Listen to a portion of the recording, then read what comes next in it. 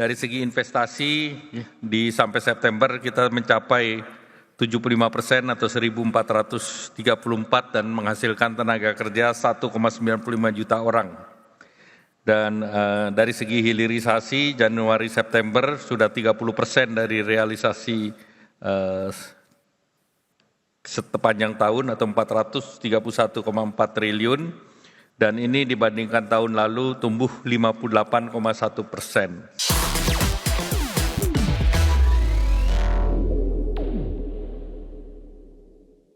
Menteri Koordinator Bidang Perekonomian Erlangga Hartarto mencatat kemandirian investasi dan hilirisasi menjadi strategi pemerintah dalam mendorong peningkatan investasi asing maupun domestik.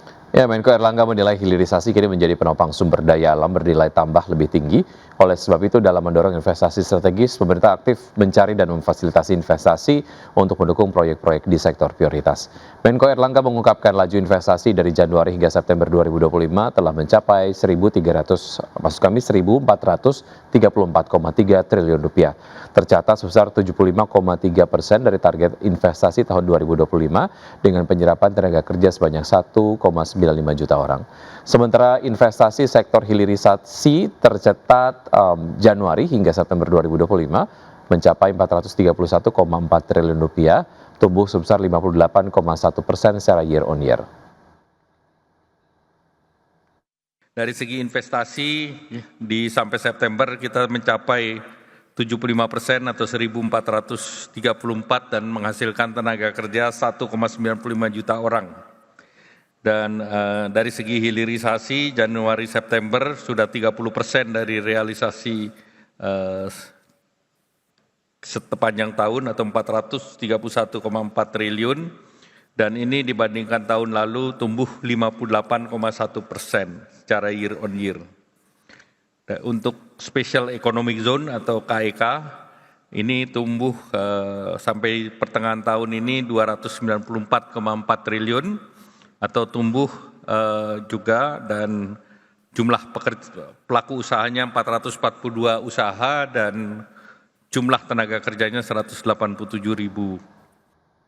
Ya, sementara itu Menteri Investasi dan Hilirisasi Rosan Roslani kembali menegaskan bahwa Indonesia membutuhkan investasi sekitar 13.032 triliun rupiah untuk mencapai target pertumbuhan ekonomi 8% pada tahun 2029. Menurutnya, Kepala Badan Koordinasi Penanaman Modal sekaligus CEO Danantara ini, investasi akan memainkan peranan yang sangat penting untuk mendorong pertumbuhan ekonomi.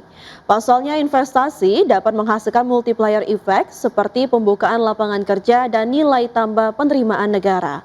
Dalam forum 100 CEO, Rosan menegaskan bahwa pihaknya terus berupaya memperbaiki iklim investasi agar investor tidak ragu menanamkan modal di Indonesia, salah satunya dengan membenahi sistem perizinan investasi. Kalau kita lihat struktur dengan sekarang, investasi akan memainkan peranan yang sangat-sangat penting bagaimana kita bisa mencapai pertumbuhan 8% yang dicanangkan oleh Bappenas sampai dengan tahun 2029. Nah, peran dari Kementerian Investasi dan Hilirisasi dalam hal ini, angka ini diberikan ke kami.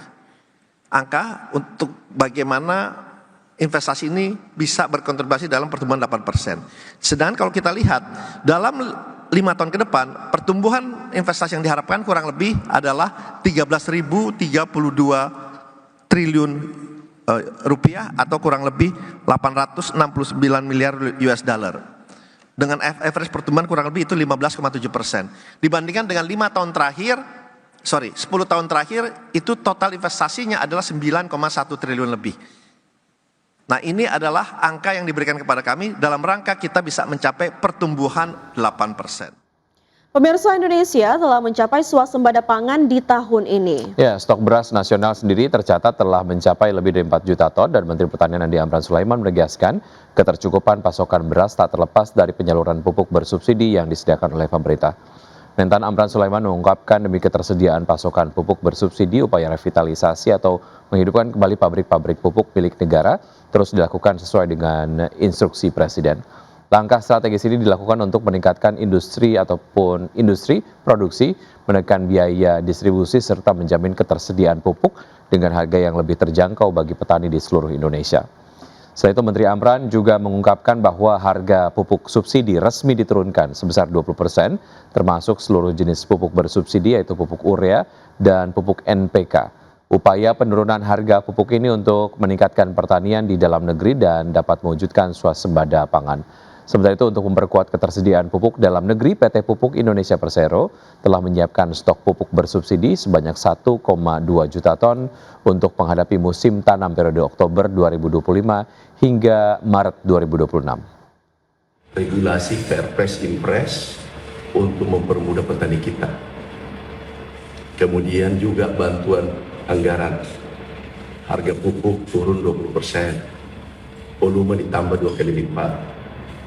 Kemudian benih, bantuan alat mesin pertanian, dan seterusnya. Ini pertama dalam sejarah harga pupuk turun 20%. Sehingga petani kita bersemangat tanam. Hasilnya rencana 4 tahun swasembada, akan swasembada. Alhamdulillah, insya Allah tahun ini swasembada. Sementara itu, Komisi 7 DPR RI mendorong peningkatan industri pupuk dalam negeri. Ya, di mana dengan upaya revitalisasi pabrik pupuk milik negara secara masif bisa mendorong peningkatan kapasitas produksi untuk mendukung program swasembada pangan. Wakil Ketua Komisi 7 DPR RI, Lamhot Sinaga, dalam kunjungan kerja ke pabrik PT Pupuk Sriwijaya atau Pusri Palembang, menegaskan meningkatnya kapasitas produksi pupuk menjadi faktor penting dalam memastikan kebutuhan atau kecukupan kebutuhan sektor pertanian, khususnya untuk komoditas seperti beras dan pangan strategis lainnya. Untuk itu, Komisi 7 DPR RI mendorong industri pupuk untuk meningkatkan produksi guna mendukung program swasembada pangan. Tercatat, kapasitas produksi pupuk subsidi saat ini menunjukkan perkembangan positif. Menurut Lamhot Sinaga, untuk komoditas urea telah mengalami surplus. Bahwa seluruh industri pupuk kita ini akan mencukupi kebutuhan gasnya supaya kapasitas produksinya bisa sampai kapasitas terpasangnya itu bisa sampai maksimal. Nah, kita akan mendorong karena ini feedstock, maka harus kontraknya jangka panjang. Khusus untuk PIM, karena tahun 2027 itu ada sumber gas itu dari Andaman. Nah, harusnya di tahun 2027 sudah tidak ada masalah untuk khusus pupuk Iskandar Muda. Maka 2026 ini perlu kita dorong kebutuhan LNG-nya yang saat ini dikirimkan 2 kargo. Nah, kalau ini kontinuitasnya harus kita jaga untuk menjaga sustainability daripada kapasitas produksi. Kinerja PT El Nusa Tbk atau dengan kode saham ELSA dinilai masih bisa tumbuh positif di tengah volatilitas harga minyak dunia. Ya, perseroan dinilai mampu menjaga fundamental bisnis melalui efisiensi dan diversifikasi. ELSA mencatatkan kenaikan pendapatan 8,6% year on year menjadi 10,48 triliun rupiah hingga kuartal 3 2025. Namun meski pendapatan tumbuh, beban pokok pendapatan dan beban administrasi ikut meningkat sehingga menekan laba bersih menjadi 526,56 miliar rupiah atau turun 4,48%. Manajemen El Nusa menegaskan tetap mengutamakan efisiensi serta penguatan fundamental bisnis di tengah dinamika industri migas. Analis menilai prospek El Nusa masih terbuka, khususnya dari segmentasi distribusi dan logistik energi yang menyumbang lebih dari setengah total pendapatan. Meski sektor hulu migas tertekan volatilitas harga minyak, kekuatan permintaan domestik dinilai masih menopang kinerja. Pertumbuhan diperkirakan akan lebih baik apabila belanja modal migas nasional termasuk Pertamina kembali agresif pada 2026. El Nusa juga mulai fokus diversifikasi dengan merambah proyek CCUS, fasilitas panas bumi hingga ekosistem kendaraan listrik. Upaya ini dinilai sejalan dengan transisi energi dan berpeluang menjadi sumber pendapatan jangka panjang.